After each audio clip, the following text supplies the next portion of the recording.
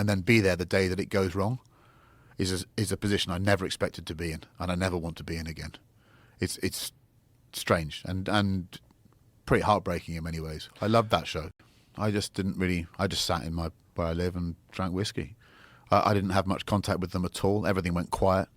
They had 2 inquiries into the accident commissioned, neither of which I had access to. I pushed very hard to have access to the second one and saw some of it.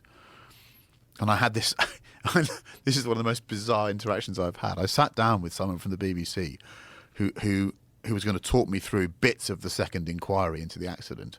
And I'd already been told that I no longer had a job. So I'd been told that Top Gear was done. And at the beginning of it, he said to me, I won't name him, he said, "I want to thank you so much for taking part in this because it's really going to help us as an organisation going forwards." I said, well, it doesn't really help me. I've lost my job.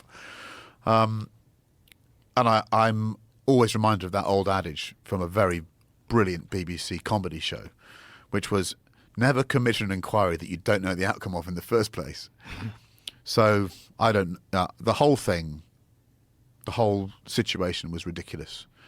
And I've never told anyone that. You know, I think, and I want to tell people that I did, because a bit of me thought, as the experienced driver, do members of the public think that I didn't do enough to protect Andrew? But and Paddy as well. They both experienced other incidents on that show that I think were unacceptable. And that's coming as someone who loves a bit of risk. You know, if you and I went outside now and there were 2 quad bikes, I'd happily roll it for a laugh with you. I'm that guy.